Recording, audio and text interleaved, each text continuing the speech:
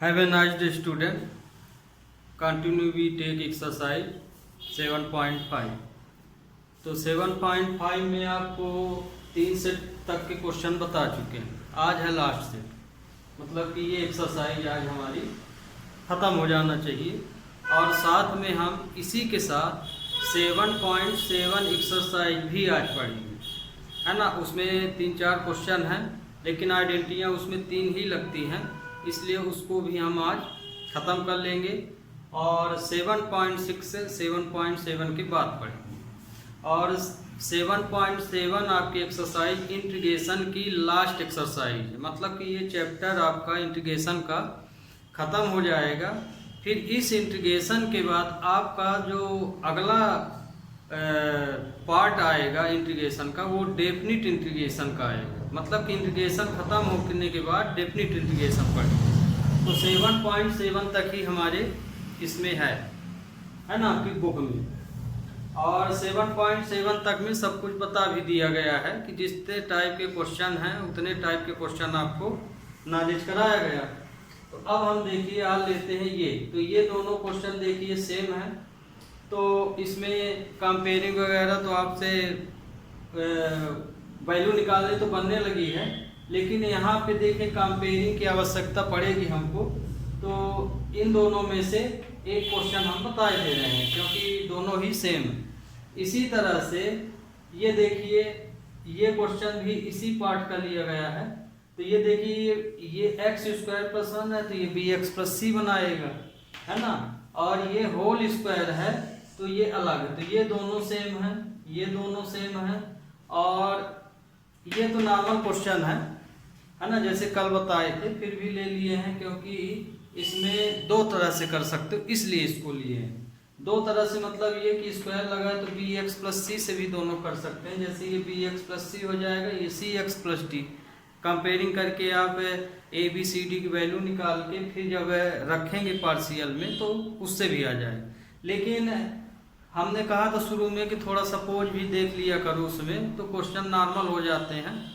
तो जैसे देखिए, हम x² को यदि हम सपोज कर लें तो ऊपर का नंबर हमको मिल जाता है। तो ये जो क्वेश्चन है नॉर्मल, जैसे आप शुरू में पढ़े थे, बिल्कुल पहले दूसरे क्वेश्चन उस तरह से हो जाएगा। ये देखिए, ये तो हम कल बताए थे। तो एक इसी के अकॉर्डिंग एक क्वेश्चन और ये दिया था। तो ये देखिए, ये दोनों सेम। जैसे हम यहाँ x की पावर, इसका डिफरेंशिएशन को हम सपोज कर लिए थे x की पावर n-1 को, उसमें से n नहीं लिए थे, है ना, n x n-1 को। इसी तरह आप इसमें भी क्या लेंगे, x की पावर 3 को सपोज कर लेंगे, तो ये आ जाएगा। तो ये दोनों सेम थे। तो कहने का मतलब कि हम आपको आज को इन दोनों में कोई एक बताएंगे, इन दोनों में से कोई भी एक, क्योंकि दोनों ही सेम है तो इसको बताएंगे। ज़्यादा अच्छा क्वेश्चन है, क्योंकि इसमें तो x+2 और x+2 को होल स्क्वायर तक की बनेगा। इसमें एक फैक्टर भी रहेगा और होल स्क्वायर भी रहेगा, तो ये क्वेश्चन ज़्यादा बढ़िया। तो इन दोनों में एक और ये, फिर ये और ये। तो ओके स्टूडेंट, हम लेते हैं क्वेश्चन नंबर 7।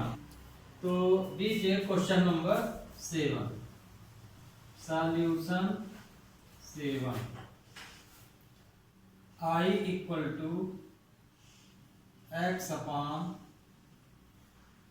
x/(x² + 1)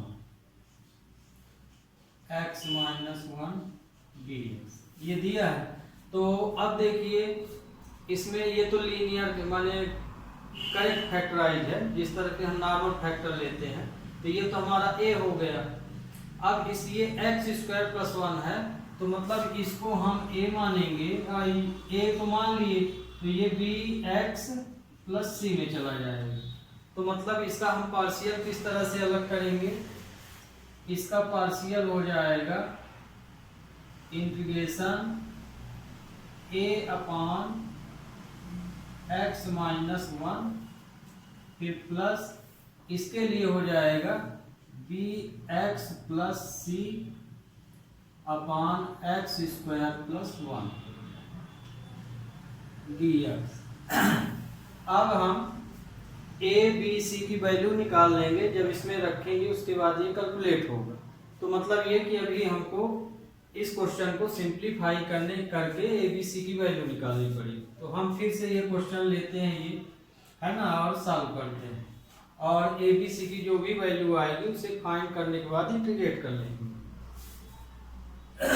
तो B x upon x square plus 1 x minus 1, इसको हम अलग किए इस फॉर्म में, तो x minus 1 plus bx plus c x square plus 1, इसको हमने इस तरह से तोड़ लिया। अब जिस तरह से हम लोग, जैसे देखिए अभी तक हम लोग नॉर्मल फैक्टर वाले पढ़ते थे, तो उसमें हमको कंपेयरिंग की आवश्यकता नहीं पड़ती थी। हम लोग क्या करते थे, सीधे वैल्यू रख के और ABC की वैल्यू इक्वेशन में रख देते थे। यहाँ ऐसा नहीं होगा, क्योंकि ये वैल्यू तो क्लियर है। तो मान लीजिए एक वैल्यू जिसके क्लियर फैक्टर हो, तो जो इक्वेशन हम लोग बनाते थे पहले, इसमें भी वही बनेगा। तो क्लियर फैक्टर को इक्वेशन में ही रख देना है, जो भी आपका बने, फर्स्ट सेकंड जो भी आप डालते हो। लेकिन फिर इसको x स्क्वायर को जैसे 0 के बराबर लेंगे तो x स्क्वायर इक्वल टू -1 आ जाएगा। तो मतलब कि हमारा इमेजिनरी नंबर आ जाएगा जब इसमें स्क्वायर रूट का साइन लग जाएगा। इसीलिए इसको कंपेयरिंग से सॉल्व करते हैं। तो इसमें देखिए x square plus 1 x minus 1, LCM लिए तो x minus 1 x square plus 1, तो ये कैंसिल हो गया, इसका मल्टीप्लाई होगा तो x स्क्वायर प्लस 1 a, फिर bx प्लस c, तो इसमें ये कैंसिल होगा तो x माइनस 1 का मल्टीप्लाई हो जाएगा ये। तो ये हमारा इक्वेशन 1 मान लिए, और यही इसमें जो भी वैल्यू फाइंड होगी उसको हम यहाँ रख लेंगे। तो ये देखिए ये तो कैंसिल हो गया, तो ये आएगा x equal to x square plus 1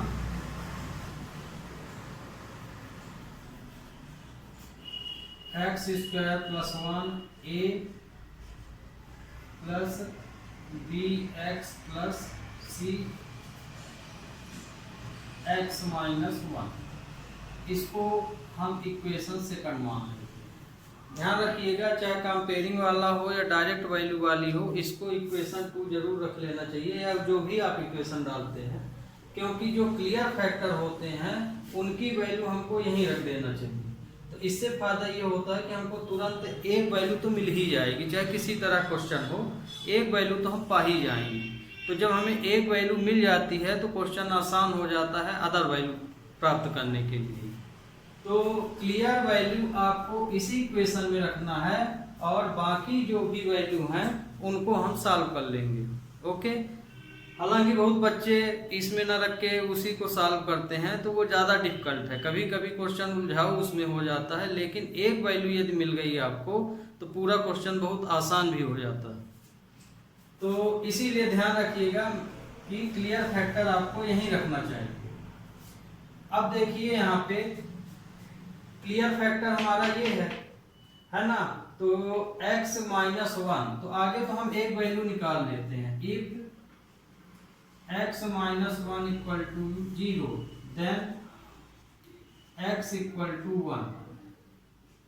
Put in equation second. तो 1, तो देखिए जब हम 1 रखेंगे तो ये पूरा 0 हो जाएगा, ये 1 हो जाएगा, तो 0 का पूरा 0, ये a की वैल्यू निकल आएगी 1 प्लस 1 a। तो a की वैल्यू यहाँ पे क्या निकली, a की वैल्यू निकली 1/2। ये देखिए क्लियर फैक्टर से इक्वेशन 2 से हम डायरेक्ट तुरंत वैल्यू पा जाते हैं, है ना। अब बहुत बच्चे यहीं पे क्या करते हैं, कंपेयरिंग में चले जाते हैं। तो ध्यान रखिए, यदि क्लियर फैक्टर दिया है तो सबसे आसान तरीका है उसके लिए कि आगे आप जो इक्वेशन बनाते हैं तो क्लियर फैक्टर के लिए वैल्यू फाइंड कर लीजिए, इसके बाद फिर कंपेयरिंग लीजिए। अब देखिए अब हमारा ये वैल्यू तो हमको प्राप्त हो गई। अब इस वैल्यू में bx और c भिड़े हुए हैं, है ना, ज्वाइंट हैं। तो ज्वाइंट हैं, इसीलिए इसमें हमें कंपेयरिंग की जरूरत पड़ेगी।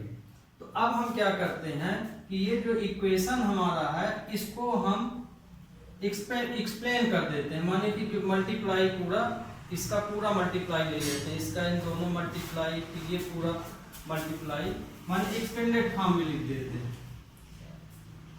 अगेन फ्रॉम इक्वेशन 2, अब हम इक्वेशन 2 को फिर से लेते हैं और इसको सिंप्लीफाई कर लेते हैं। तो x आएगा, a का इन दोनों मल्टीप्लाई हो जाएगा तो x स्क्वायर a आया है ना, इसका इनमें मल्टीप्लाई किया। इसी तरह इसका इसमें, तो ये आएगा bx स्क्वायर, x का इसमें किए तो bx स्क्वायर, फिर x का इसमें किए तो cx, फिर इसी तरह -1 का इसमें कर लिए तो -bx, फिर माइनस का c में किए तो -c आया। ये देखिए, तो ये एक्सप्लेन हो गया आपका। अब इसमें क्या करते हैं कि x स्क्वायर वाली वैल्यू एक साथ लिखते हैं और x वाली एक साथ लिखते हैं और कांस्टेंट नंबर एक साथ लिख लेते हैं। तो x equal to x square वाली ये वैल्यू होती है x square a plus x square b, है ना, इसको हम इस ढंग से लिख लिए। फिर x स्क्वायर वाली वैल्यू पूरी लिख लिए, अब x वाली वैल्यू लिख लीजिए तो cx माइनस bx, ये तो ऑलरेडी लिखी हुई हैं। फिर कांस्टेंट नंबर a और c हैं तो प्लस a माइनस c, एक स्टेप और बना लीजिए तो x equal to a plus b x square, फिर इसमें c माइनस b x और a माइनस c। ये तो ये देखिए, आपको कंपेयरिंग के लिए इस तरह से इतना काम करना पड़ेगा जितना हम यहाँ कर दिए। चाहे क्वेश्चन कितना भी बड़ा हो, कंपेयरिंग यदि करना है तो इसको विधिवत ढंग से आपको एक्सप्लेन कर लेना चाहिए। बहुत बच्चे क्या है कि ओवर कॉन्फिडेंस में ब्रैकेट के अंदर ही, जैसे ये है इसी के अंदर से कंपेयरिंग लेना शुरू करते हैं। तो चूंकि परीक्षा में तुम्हें एक ही क्वेश्चन पूछा जाएगा, यदि वहाँ भी हड़बड़ी और टाइम भी कम रहेगा तो वहाँ यदि इस तरह का रिस्क लेते हैं, तो यदि कॉन्फिडेंस से बिल्कुल सही करते हैं तब तो कोई बात नहीं, लेकिन आपको थोड़ा भी लूज है कॉन्फिडेंस तो गलत हो सकता है क्वेश्चन। इसलिए आपको चाहिए कि इसको पूरी तरह से एक्सप्लेन करें। तो ये देखिए, पूरी तरह से ये एक्सप्लेन हो गया। पूरी तरह से एक्सप्लेन करने का मतलब ये कि हमको लाइक टर्म में क्वेश्चन को पूरी तरह से लिख लेना चाहिए। तो ये देखिए, लाइक टर्म में है x स्क्वायर, फिर x, फिर कांस्टेंट नंबर। अब यहाँ हमें कंपेयरिंग कर लेना है। तो कंपेयरिंग हम किसकी करते हैं, x स्क्वायर, इसमें जो भी आए x स्क्वायर, x और कांस्टेंट, मान लो क्यूब वाला आया x cube, x square, x और कांस्टेंट का, इस तरह से इसकी कंपेयरिंग होती है। तो comparing x square, x and constant number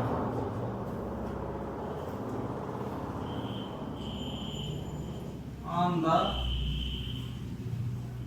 both side. तो इसमें हम x स्क्वायर, x और कांस्टेंट नंबर का कंपेयरिंग ले रहे हैं। तो ये देखिए, जब हम x स्क्वायर की कंपेयरिंग लेंगे इधर से, तो यहाँ तो x स्क्वायर का कोफिशिएंट क्या है, a प्लस बी लिखे। इधर x स्क्वायर प्रेजेंट ही नहीं है, माने है ही नहीं, तो मतलब कि 0 आ गया समझ में।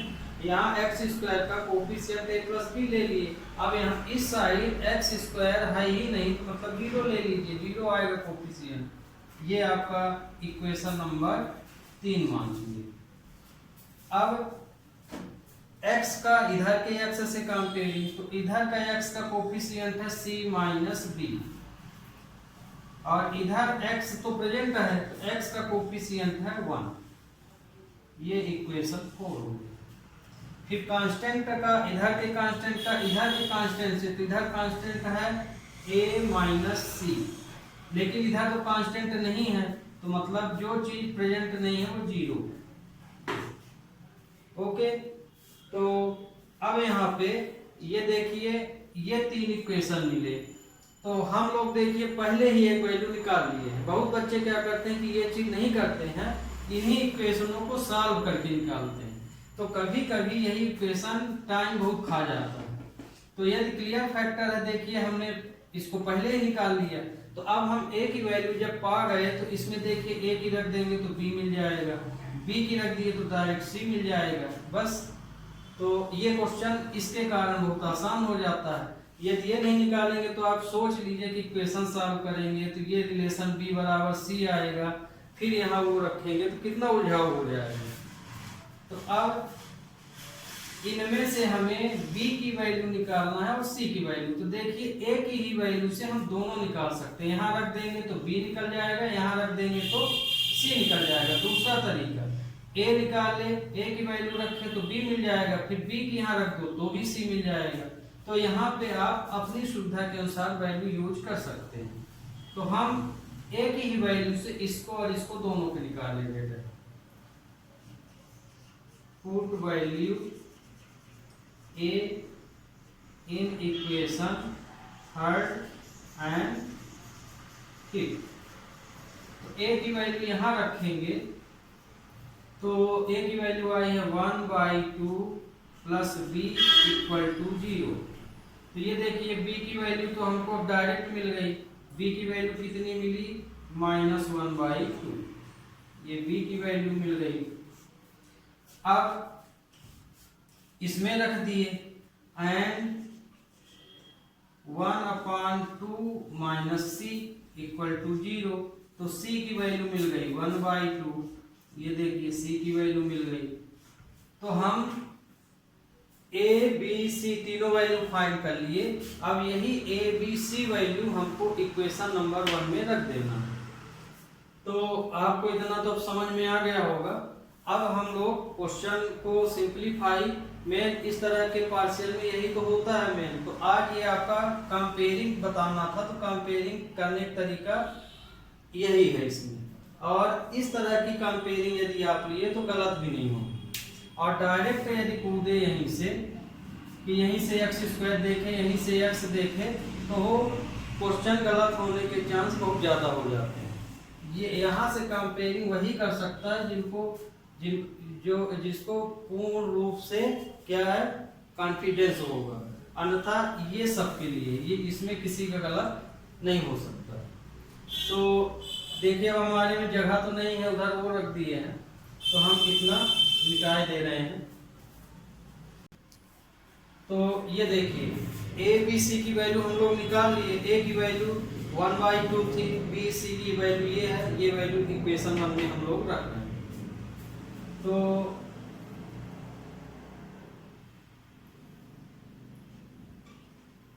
ध्यान रखिएगा ये क्वेश्चन का शुरू वाला पार्ट था, यहाँ धोखा न हो कि फिर से यहीं से समझने लगे। ये इक्वेशन वर्क दिखाई दे रहा है ना। इसके बाद हम इसमें वैल्यू आ रख रहे हैं, तो इसके बाद आपकी स्टेप ये होगी,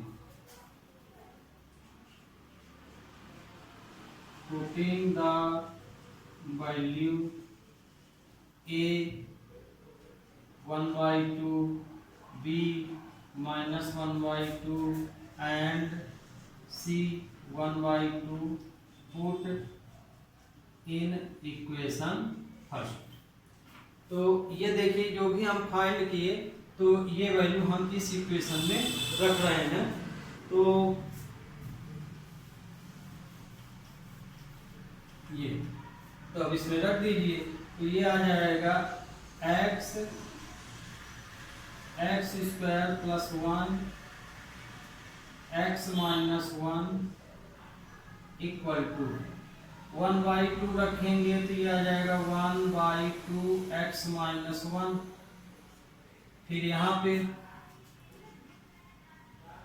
b की वैल्यू है -1/2, तो 1/2 x, और c की वैल्यू भी 1/2 आई है, तो ये रख दिए अपॉन x² + 1। अब इसको सिंप्लीफाई करेंगे तो इसका देखिए सिंप्लीफाई क्या आएगा, -1/2 x + 1/2, तो एलसीएम तो 2 ही आएगा, तो ये हो जाएगा -ax + 1/2। तो इसके स्थान पे हम क्या लिख सकते हैं, x/x² + 1 x - 1 = 1/2 x - 1 प्लस ये आया आंसर। तो -x + 1/2 x² + 1। तो ये आपका सिंप्लीफाई हो गया। इसको 1 - x भी इसको आगे इसको पीछे भी लिख सकते हो, तो वो हम लोग बाद में भी कर सकते हो। अब देखिए ये हो गया। तो अब हमारा क्वेश्चन चूंकि पटरी पे आ गया है, तो अब हम क्या करेंगे, अब जैसे ये क्वेश्चन है, ये तो सिंप्लीफाई हो चुका है। जब आप पार्शियल लगा देते हैं, वैल्यू रख देते हैं, तो ये इसका मतलब यही होता है कि आपका इंटीग्रेशन बहुत आसान हो गया है ना। तो मतलब यहाँ आपको अब बहुत सोचने समझने की जरूरत नहीं है। जैसे मान लीजिए ये आया ये पार्ट, तो ये पार्ट आपको क्या बताता है, बहुत सारे इंटीग्रेशन किए, तो इन दोनों को इसके साथ हम अलग अलग लिख देंगे तो आ जाएगा डायरेक्ट। तो ये आया। तो अब यहाँ पे हम इसको लिख सकते हैं x² + 1 x - 1 1/2 x - 1। इसमें देखिए हम इन दोनों को इसके साथ अलग अलग लिख दे रहे हैं। तो इसको हम लिखे -x/2 x² + 1, फिर +1 2 x² + 1, ये अलग अलग लिख लिए है ना। माइनस प्लस ये माइनस हो जाएगा। अब देखिए ये क्वेश्चन तो हम लोग सिंप्लीफाई कर लिए हैं, और अब इसमें हमें क्योंकि यही वैल्यू इसके बराबर है, तो मतलब हम यहाँ डायरेक्ट इंटीग्रेट कर लें। b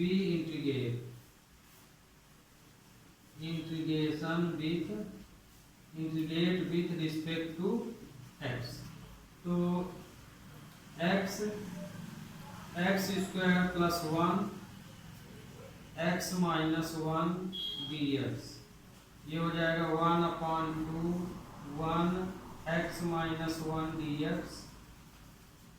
ये माइनस प्लस माइनस हो गया 1/2 x + 1 dx, और प्लस 1/2 1/x² + 1 dx।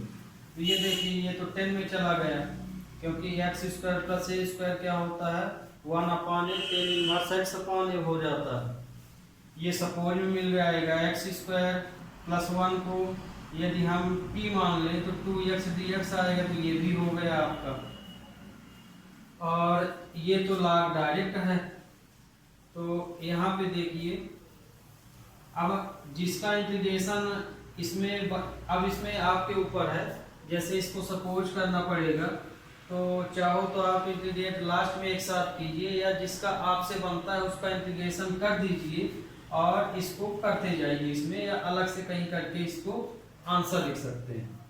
तो इसमें देखिए हम इंटीग्रेट किए तो इसका तो 1/2 log x - 1 आ गया है ना इसका। इसमें अभी हम नहीं कर रहे हैं, आगे जितना हो गया इंटीग्रेशन हम उतना ले रहे हैं।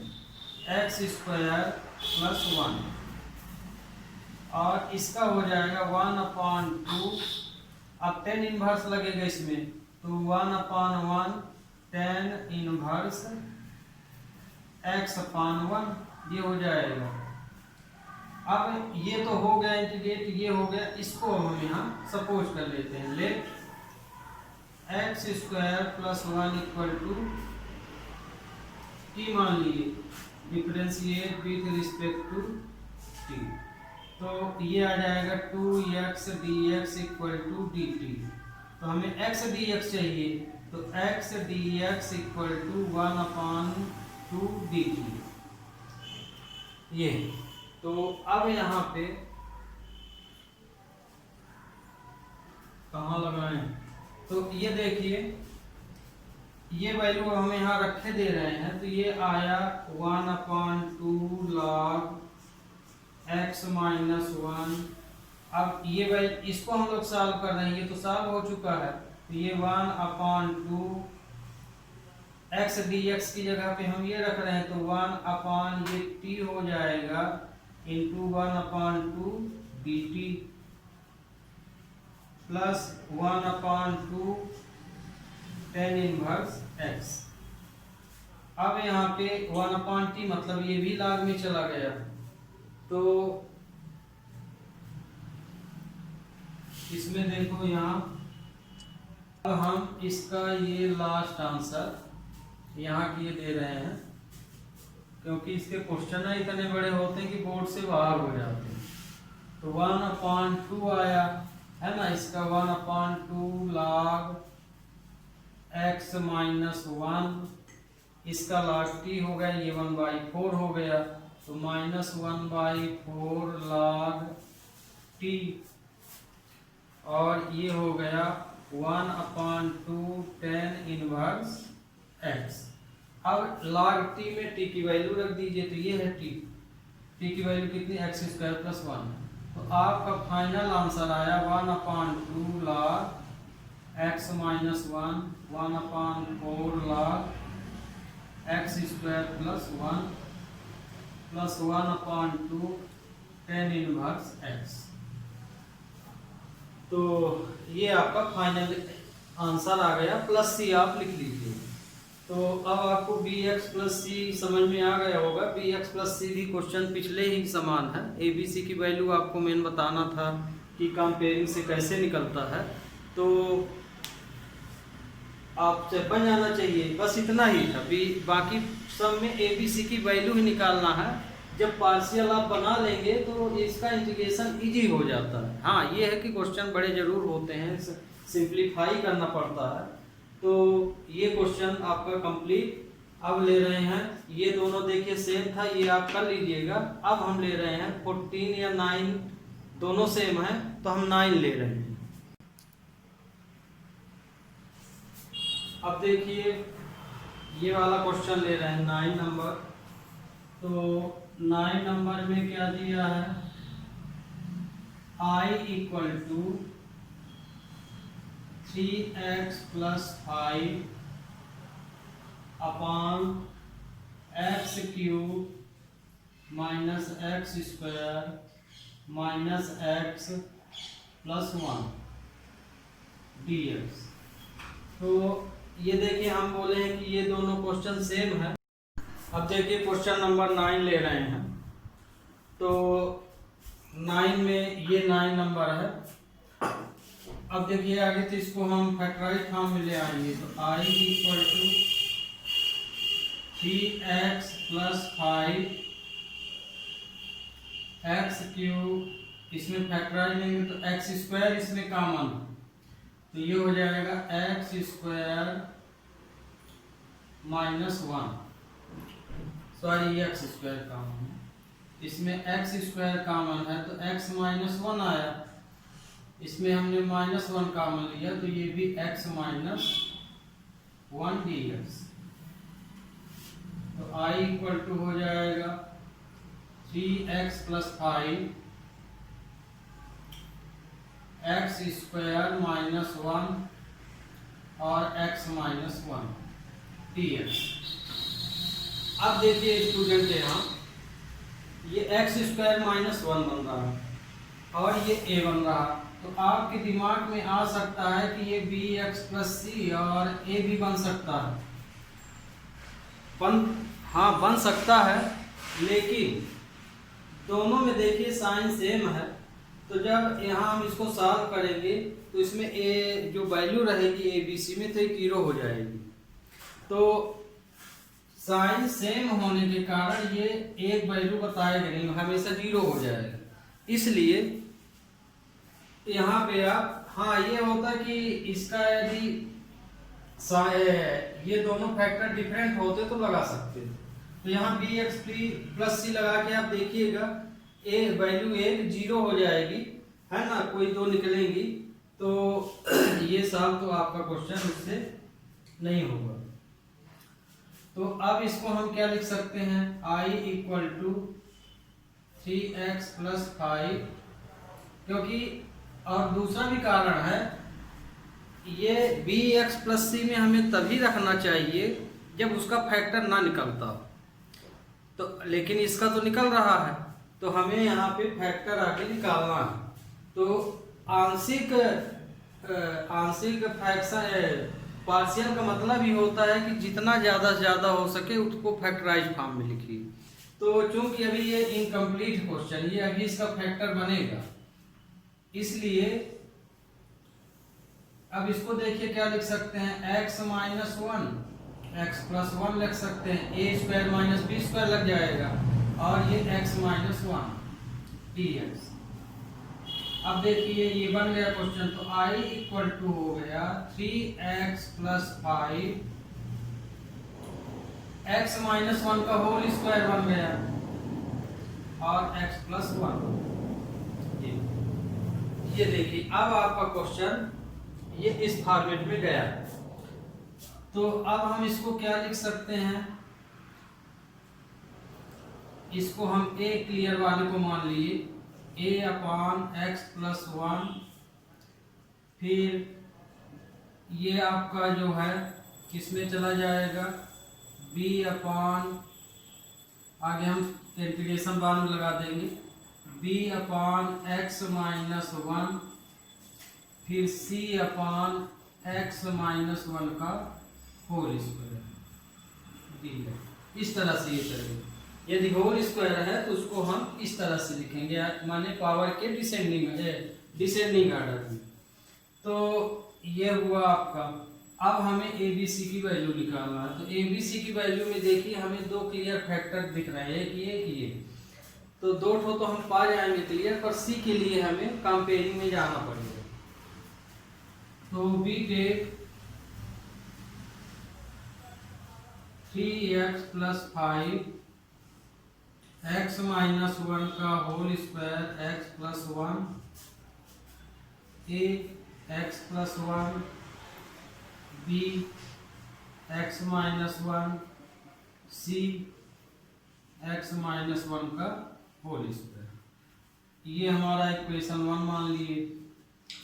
अब एलसीएम ले लें, 3x प्लस 5 x माइनस 1 का होल स्क्वायर x प्लस 1, इसमें LCM x plus 1 x minus 1 x minus 1 का होल स्क्वायर। तो इसमें देखिए ये कैंसिल हो जाएगा, ये इसका इसमें इंटू हो जाएगा, तो मतलब ये। अब यहाँ पे थोड़ा ध्यान रखिएगा, हम यहाँ एलसीएम जो लिए हैं तो ये तो दोनों इसी के अंदर है, तो मतलब ये कि आप इतना ही इसका एलसीएम लिखेंगे, ठीक। तो ये कैंसिल, तो ये आ जाएगा, तो x माइनस 1 का होल स्क्वायर a, फिर इसमें x माइनस 1 कैंसिल होगा, तो एक कैंसिल हो गया, तो माने x प्लस 1 x माइनस 1 आ जाएगा, तो x plus 1 x minus 1 b, और ये वाले में ये पूरा कैंसिल हो जाएगा, तो x प्लस 1 c आ जाएगा। तो ये यहाँ से कैंसिल हो गया, तो ये आया 3x plus 5 equal to x minus 1 का whole square a plus x plus 1 x minus 1 b plus x plus 1 c। ये इक्वेशन सेकंड आ गया। तो अब हमें यहाँ पे देखिए जो क्लियर फैक्टर है वहां से वैल्यू हम निकाल लेते हैं। तो x इक्वल टू, यदि हम ये वाला लेते हैं तो 1 रख देंगे, तो ये 0 हो जाएगा, इसकी वैल्यू निकलेगी, और ये भी 0 हो जाएगा, तो c की वैल्यू निकलेगी। और यदि x प्लस 1 माइनस 1 रख देंगे तो हमें a की वैल्यू निकल जाएगी। तो दो क्लियर फैक्टर हैं, तो हम यहाँ से दो वैल्यू बिल्कुल क्लियर निकाल सकते हैं, है ना। पर c के लिए हमको यहाँ पे मेहनत करनी पड़ेगी। तो c के लिए यहाँ पे जब देखते हैं फिर आगे। तो पुट इफ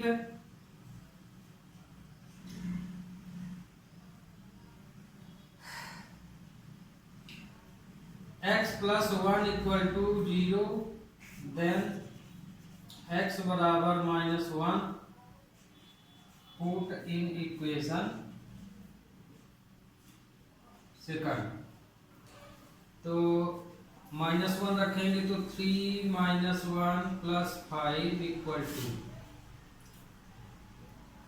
-1 का स्क्वायर a। बाकी -1 देखिए यहाँ रख देंगे तो ये पूरा 0 हो जाएगा और ये भी 0 हो जाएगा, तो ये 0 + 0 हो गया। तो ये आया 2 और ये 2 का स्क्वायर 4a। तो a की वैल्यू यहाँ पे क्या आ गई, a इक्वल टू 1/2। तो a की वैल्यू आ गई 1/2।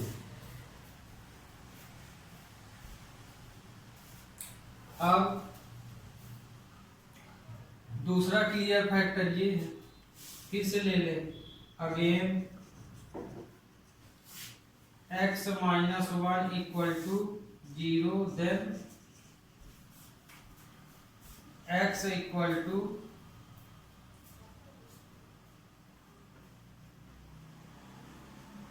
1 पुट इन इक्वेशन सेकंड में रखेंगे अब क्या 1, तो यहाँ 1 रखेंगे तो ये आ जाएगा 3 1 + 5, ये वाला 0 हो गया, 1 + 1 ये भी 0 हो गया, 1 रखे तो b भी 0 हो गया, c आया 1 + 1 c। तो देखिए यहाँ पे 2c इक्वल टू 8 आया, तो r 2c इक्वल टू 8, तो ये आ जाएगा c बराबर 1/, c की वैल्यू आ जाएगी 4। तो यहाँ पे c की वैल्यू कितनी आई, 4। अब देखिए यहाँ पे हम यहाँ पे c की वैल्यू निकाल लिए, a की वैल्यू निकाल लिए, लेकिन अभी हमें b की वैल्यू की जरूरत है। तो b की वैल्यू हम कैसे निकालेंगे, b की वैल्यू हमको कंपेयरिंग में जाना पड़ेगा। तो कंपेयरिंग से b की वैल्यू निकल आएगी।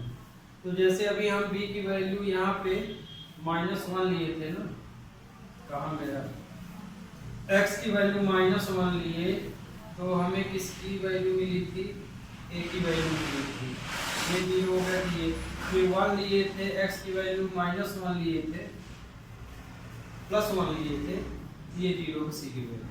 अब देखिए हमको क्या करना पड़ेगा कि इसको पूरा मल्टीप्लाई करके एक्सपेंडेड फॉर्म में लाना पड़ेगा, इक्वेशन 2 को हमें पूरा एक्सप्लेन करना पड़ेगा, तब हमें वैल्यू मिलेगी। तो इधर का हम अभी मिटा दे रहे हैं, यहाँ आगे तो वैल्यू निकालना पड़ेगा।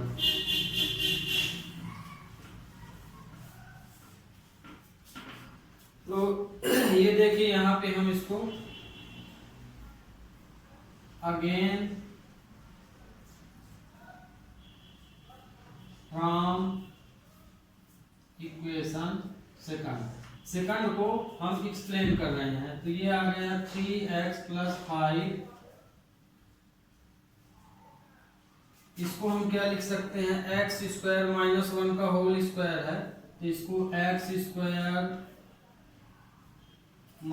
2x + 1 इसको लिख सकते हैं। फिर a, फिर इसी तरह ये तो x² - 1 स्क्वायर हो जाएगा, तो प्लस x² - 1 b, ये हो गया, ये वाला x + 1 c, तो ये आ जाएगा हमारा x² a - 2xa + a। और ये आ जाएगा X square B minus B plus X C plus C. तो ये 3x प्लस 5, अब इसको लाइट टर्म में लिख लीजिए। तो 3x plus 5 X square A plus X square B minus 2x A plus X C, फिर constant number A minus B plus C. तो लाइक टर्म का मतलब ये कि आगे एक्स स्क्वायर वाला फिर एक्स वाला फिर कांस्टेंट नंबर। तो अब ये कॉमन ले लीजिए, 3x प्लस बी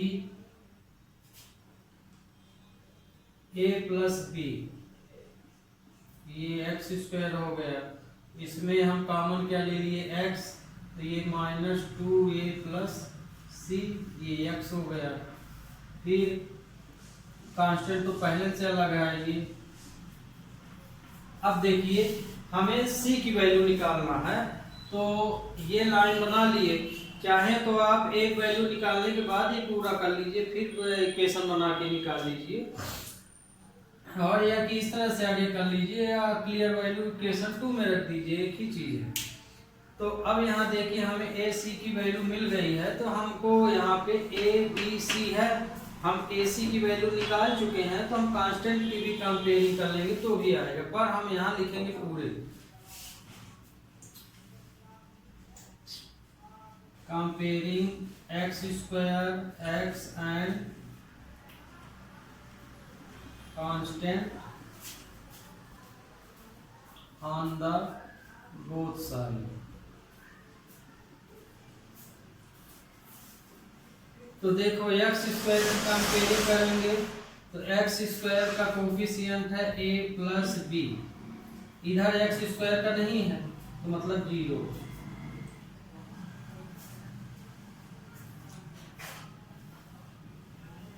ठीक, और फिर x का कंपेयरिंग करेंगे, x का कंपेयरिंग करेंगे तो यहाँ x का कोफिशिएंट है माइनस 2a प्लस सी, और इधर x का कोफिशिएंट है 3, ये इक्वेशन 4। कांस्टेंट का कांस्टेंट के साथ, तो इधर कांस्टेंट है a माइनस बी प्लस सी, इधर आ गया 5, ये इक्वेशन 5 होगी। तो ये देखिए ये 3 इक्वेशन बन गए। हमें b की जरूरत है, तो आप इसमें से कोई भी यूज कर लिए, b के लिए कोई भी इक्वेशन यूज कर लीजिए, और मान लीजिए आप एक क्लियर वैल्यू रखे होते तो भी यही आंसर आता। तो a की वैल्यू रखते तो b की मिल जाती, b की यहाँ रख देते, b की यहाँ रख देते तो c की मिल जाती, तो कम से कम एक वैल्यू मिल गई, पूरा आसान हो जाता। तो पुट वैल्यू, हमें b की जरूरत है तो हम a भर की वैल्यू रख देते हैं, put value a 1/2 in equation 3, तो हम 3 में रख देते हैं। तो 1/2 प्लस b इक्वल टू 0, तो b की वैल्यू आ गई -1/2। बस, अब a b c की वैल्यू हम फाइंड कर लिए, तो उसे इसी इक्वेशन में रखना है। ओके, तो हम इधर का मिटाई दे रहे हैं। तो ये देखिए हम ए बी सी की वैल्यू निकाल लिए। अब ए बी सी की वैल्यू हम कहाँ रखते हैं, इक्वेशन फर्स्ट में।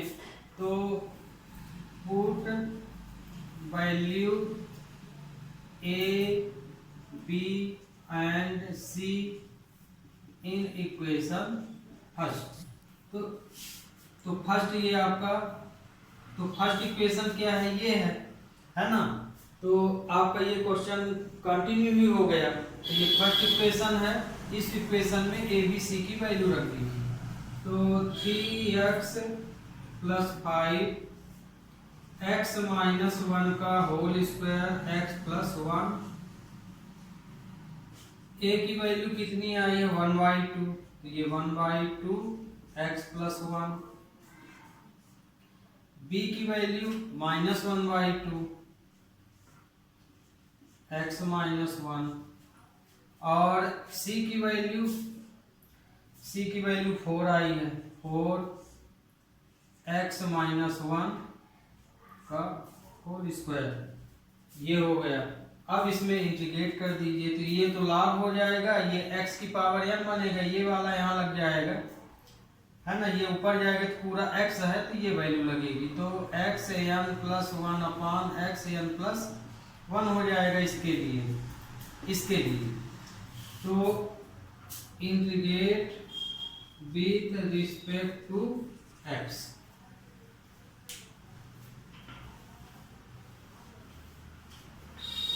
अब इसका हम इंटीग्रेशन की ले रहे हैं, तो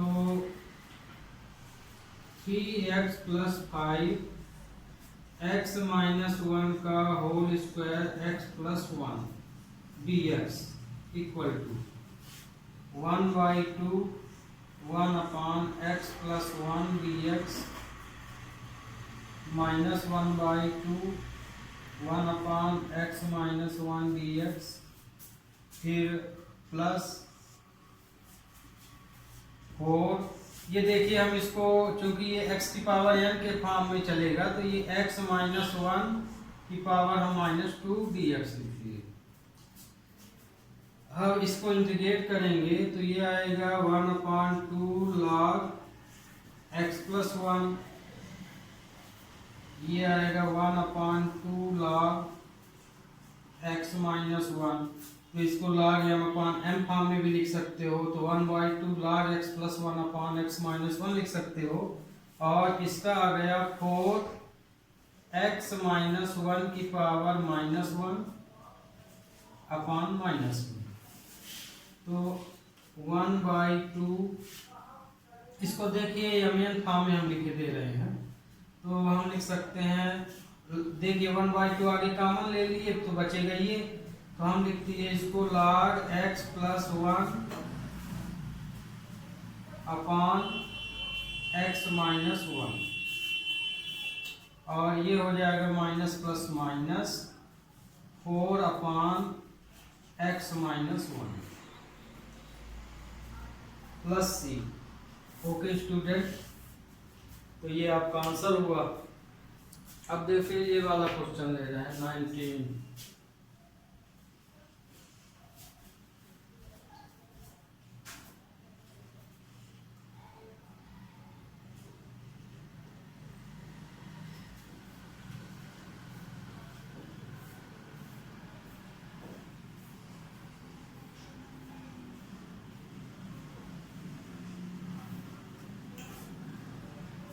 ये देखिए ये वाला जो क्वेश्चन है, तो bx प्लस सी सी एक्स प्लस डी से भी कर सकते हैं, तो उससे क्वेश्चन ज़्यादा बड़ा थोड़ा पड़ जाएगा, है ना, लेकिन है मेन वही कंडीशन। मान लीजिए यहाँ तो सपोज में आ गया, हम कर लेंगे, लेकिन मान लीजिए ऐसा क्वेश्चन यहाँ मिल जाता है कि ये सपोज में ना आता, तब आपको bx प्लस सी एक्स प्लस डी ही यहाँ लगाना पड़ता।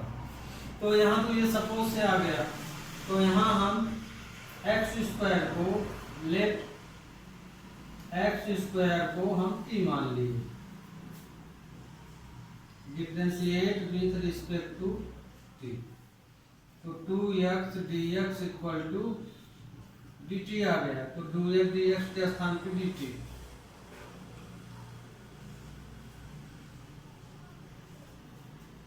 X square plus 1 x square plus 3 dx equal to, तो इसको हम लिख सकते हैं 1 अपान t प्लस 1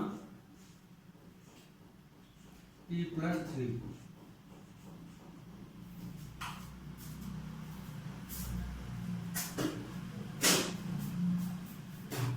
ये देखिए तो ये आ गया। अब देखिए ये पिछला क्वेश्चन बन गया। अब हम इसी को क्या लिख सकते हैं, सपोज यदि करेंगे तो इसको हम क्या, दो तो क्लियर फैक्टर मिल गया, तो a upon T plus 1 plus b upon T plus 3, ये मानेंगे क्योंकि क्वेश्चन dt फॉर्म में ले गए हैं पूरा, ये हो जाएगा। अब हम इसको सॉल्व कर लें और वैल्यू रख दें, तो मतलब क्वेश्चन बहुत छोटा था ये आपका, ठीक था। तो यहाँ हम इसको लिए ले रहे हैं b ten 1/t+1 t+3 equal to a/t+1 b/t+3। तो ये तो आसान है, इसमें हम इक्वेशन डायरेक्ट बना दे रहे हैं सेकंड, तो ये तो इसका यहाँ मल्टीप्लाई हो जाएगा, इसका यहाँ फिर डिनोमिनेटर कैंसिल हो जाएगा, तो ये आएगा 1 equal to t+3 a plus t+1 b, ये इक्वेशन 2 हो गया आर, है ना। इसी से सॉल्व करके ये ले आ लिए। अब इफ t इक्वल टू ये वाला लिए तो t+1 इक्वल टू 0 लिए, then t equal to -1 put in equation second, तो ये 0 हो जाएगा, तो 1 + 1 -1 + 3 a आएगा, ये 0 होगा, तो a की वैल्यू क्या आई, a की वैल्यू 1/2 है, ये आ गया। फिर ये वाला रख दीजिए, if t+3 equal to 0 then t बराबर -3 पुट इन इक्वेशन सेकंड, तो 3 रखेंगे तो ये 0 हो जाएगी, ये आ जाएगा 1 0 प्लस -3 + 1 b, तो b की वैल्यू आ जाएगी -1/2। अब a और b की वैल्यू यहाँ रख दीजिए और इंटीग्रेट करना, तो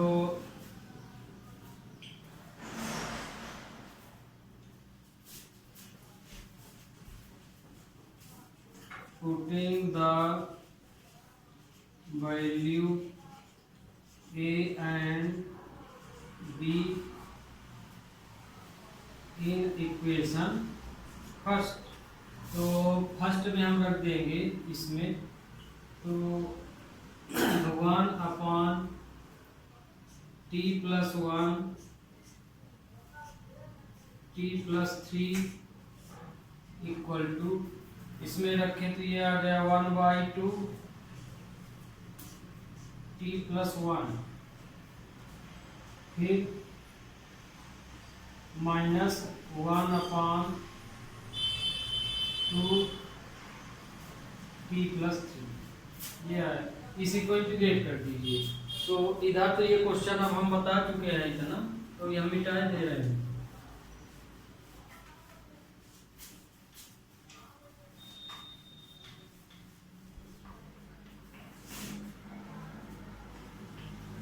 integrate with respect to t, इसको हम t के रिस्पेक्ट में इंटीग्रेट कर देते हैं, क्योंकि ये वैल्यू इसके बराबर है, तो मतलब इसी का आंसर ये है। तो इसको जब हम t के रिस्पेक्ट में इंटीग्रेट करेंगे, t+1 t+3 dt equal to, तो ये 1/2 1/t+1 dt, फिर -1/2 1/t+3 dt, ये आया। तो इसका इंटीग्रेशन किए तो क्या आ गया, 1/2 log t+1, और ये आया 1/2 log t+3 आ गया, तो ये आ गया। तो अब यहाँ पे हम क्या रख देंगे, ये इसका आंसर आया है t+1 t+3 dt। तो अब यहाँ जब हम x की वैल्यू रखेंगे, तो x की वैल्यू जब रखेंगे तो वो वाली वैल्यू हमारे इसके बराबर हो जाएगी, तो पुट वैल्यू t टी। तो टी की वैल्यू यहाँ रखेंगे तो ये हो जाएगा 1/2 log टी। हम कितने को माने हैं? एक्स स्क्वायर को। तो ये हो जाएगा X square plus 1/2 log x square plus 3। अब इसे log या अपान एन फॉर्म में आप लिख सकते हैं। तो ये इसका आंसर हो गया। तो ओके, तो ये क्वेश्चन आपका खत्म हो गया। ये क्वेश्चन तो हम बता चुके हैं, इसमें हिंट दिए हैं आपको कि जिस तरह ये बताए थे पिछले लेक्चर में उसी तरह ये। अब आप इसमें क्वेश्चन नंबर 15 देख लीजिए। तो स्टूडेंट देखिए, ये जो 15 नंबर क्वेश्चन है ये इस तरह है। तो देखिए, इसको हम एक्स स्क्वायर की पावर एक्स स्क्वायर में तोड़ लिए और फिर इसमें ये x square minus 1 x square plus 1 का ये आइडेंटिटी लगा दिए। फिर आइडेंटिटी लग रही तब तक हमको फैक्टराइज करना जब तक ये हो। तो इसमें भी फिर से फैक्टर हो जाता है। तो x माइनस 1 एक्स प्लस 1 हो गया। अब ये आपका टूट गया फैक्टर में। तो ये क्लियर फैक्टर है तो इसको a मान लिए, इसको b मान लिए। तो ये क्या हो जाएगा cx प्लस d ये। अब इसके आगे चूंकि क्वेश्चन आप बहुत सारे कर लिए हैं तो आप इसको कर लीजिएगा।